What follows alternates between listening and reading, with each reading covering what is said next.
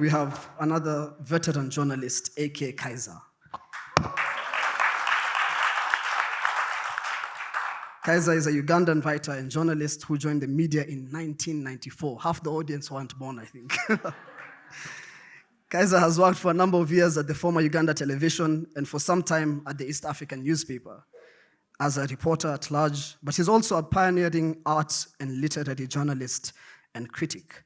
He has worked in Kenya as a literary editor for Kwani, as well as editor for the online arts magazine AfricanColours. And now's a great time to tell us about your story. A Violent Birth of Kampala. What a title. So give us a quick synopsis of the story, and maybe you can select your reading. Yes, thank you very much. First of all, I would like to thank everybody who came up here. It's really a great honor. And Nairobi has a special place in my heart. You know, when I came to Nairobi, I was running away from Kampala and I was running away from what my journalism had done. I can see some faces here. People who really helped me. Hi, Tabu. Hi, Isaac. People who helped me to navigate a very difficult period. They didn't know they were doing it, but they were doing it. They had that much grace in them to do that. Now, what I've written here is my experience of Kampala, the city. You know, there is the city itself, but it's also what it stood for and what it meant. You know, there is a history of the city which is very long, but then there is a history of the colonial city as this kind of machine that churned out who we are. You know, I wasn't born in the city. I first came to Kampala in the 1980s. The place scared me. It continued to scare me for a long time. I never set out to dig this deep into the history of Kampala. As a northern Ugandan, my knowledge of the city and of southern Uganda was at the surface. As with any post-colonial citizen, there were only the ethnic stereotypes of the South for me, of the South and of Southerners for me to go on. Because colonial education never taught colonial history. You know, again, much has already been written about these matters already. People have written about Kampala, and it's been done many times and by better people, better informed. But the passing of the neoliberal era, which we are currently witnessing painfully, made the past of its antecedent, the quote-unquote liberal era, more urgent. The more years are spent studying social and cultural transformation under colonial rule, the more certain elements began to look familiar. Now that the end of the neoliberal era is in sight, certain similarities in how Uganda has been governed since the structured adjustment policies of the Bretton Woods Institutes link up with how it was under the less understood liberal era, which was the effective economic ideology of colonialism. You talk of neocolonialism, colonialism, neoliberalism, neocolonialism, yeah. As neoliberalism was for, the similarities were too provocative. I just had to write this piece.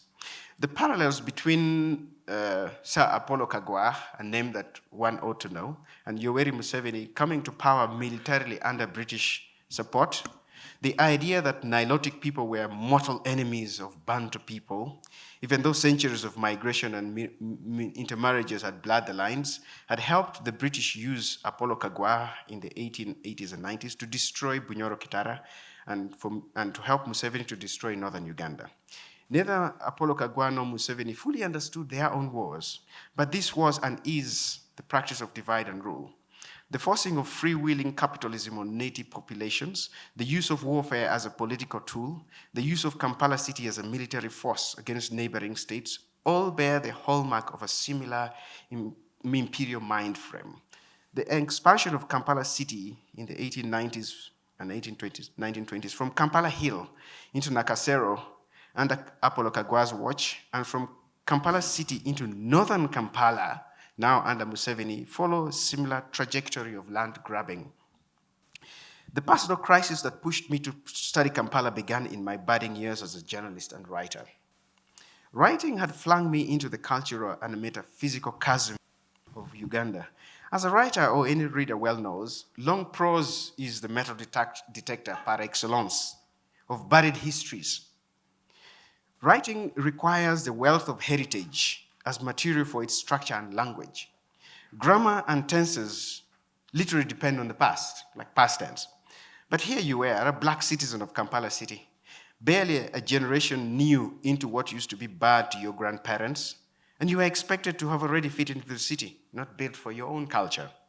One of the most important clues that they did not want us Africans in this city was that space had existed for European, Arab, and Asian religious beliefs, but not for Africans. There are no temples for African religions in these colonial cities. We naturally came to believe, therefore, that only African religions were satanic, because the city planners granted no room for our worship, for our belief. At a practical level, the city remained a closed book for me.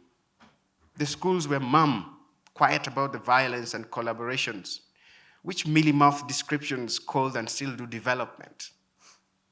The crucial records of colonial rule had been evacuated by the British towards the end of colonial rule. We lived in absolute Napoleon ignorance as black people. You tried to write and found the subject matter missing. And so the decision to walk through every accessible street of Kampala came to me gradually, building up through the decade from 2004 to 2014, when I began to do it in earnest. Thank you. That's a lot. You know, when the first time Isaac had approached me about moderating this event and whatnot, and I started reading these pieces, I was like, no, we can't do one event. Each writer deserves their own event. Because that passage that you've read, I have so many questions about them.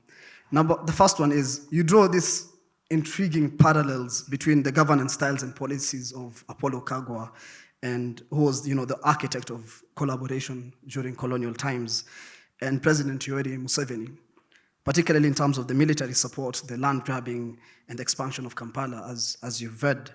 So how do these comparisons inform our understanding of Uganda's political and social landscape today?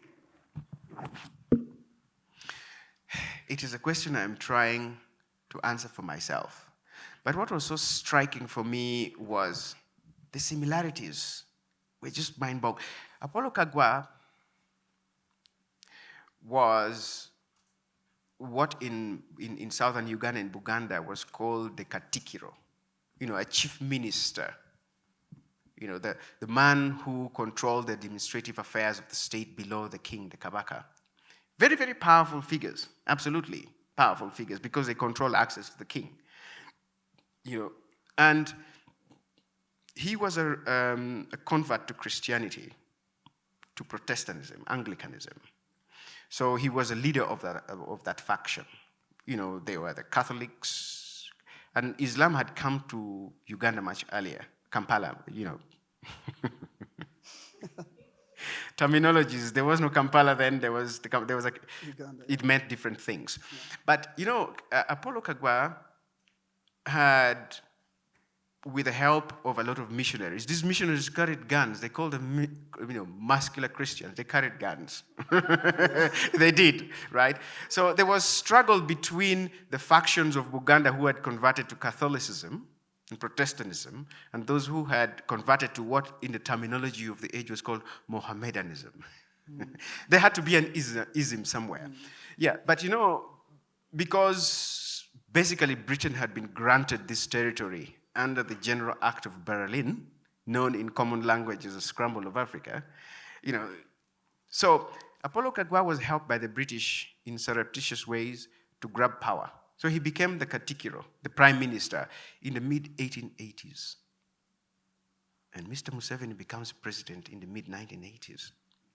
And the more I looked at it was, Apollo Kagwa was enforcing free-wheeling capitalism on the native populations. Like give land to the investors, do this and that and that. He was a popular man in the British press. And since Museveni became president, this land grabbing came back. Capital, investors are good people, give it to them. And he was very popular in the West. This struck me as like, well, let me look a bit more into this. And I realized that at the time, the most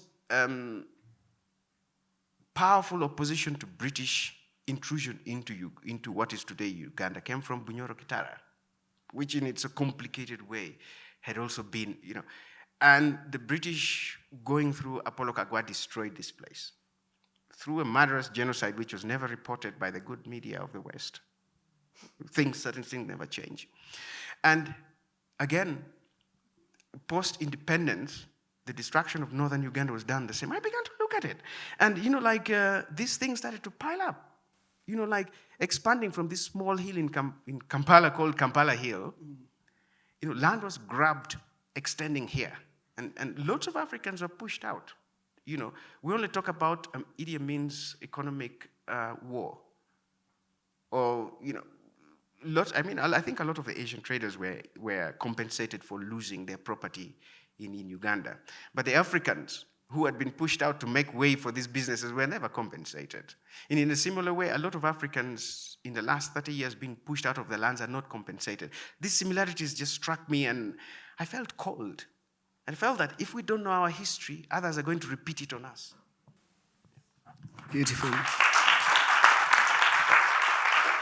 Before I move on to another writer, I just want to ask one more question, Kaiza. This is one of my favorite lines from your piece, and you just read it.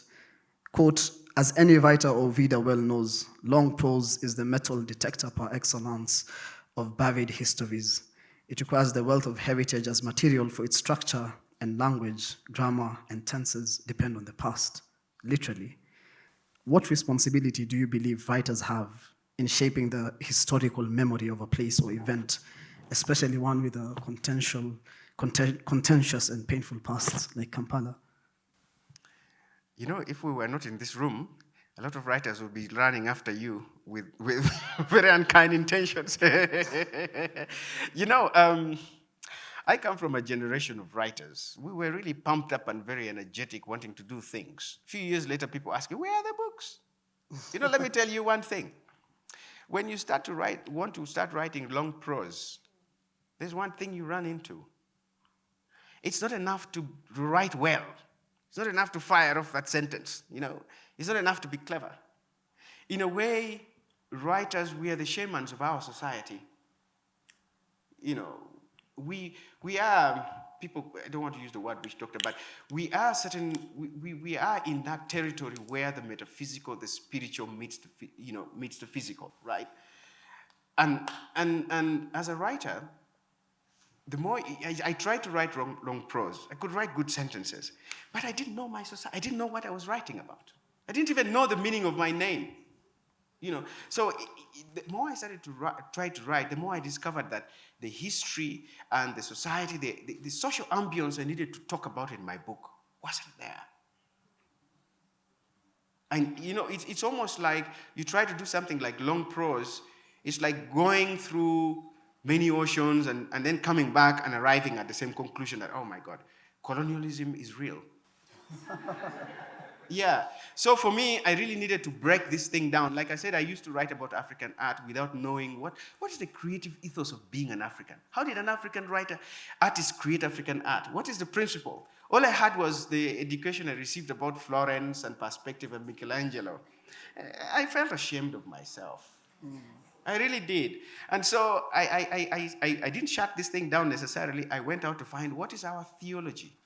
What happens to the soul of the black person under African religion? I needed to know these things. But the missionary education told me not to look at that. So anyway, the good news, I think my writing improved after I knew a few things here and there. Thank you. The book is coming. That is a promise you made in front of God and men. So we'll hold you accountable to that when the book comes. It's a commitment. Perfect. If you read Kaiza's piece, you'll see what I'm talking about, because he seems to draw on various disciplines. He draws on history, he draws on anthropology, urban studies, in a way, political science. You draw on all these, various disciplines, but you integrate all this diverse perspective into a cohesive, dripping, flowing narrative that's not too rigid, not too academic, and frankly, not too boring. How important is it for a writer to double as a flaneur from time to time? I think for me, two things. One, from a purely organizing capacity, that when you walk, somehow the rhythm helps you to organize your mind.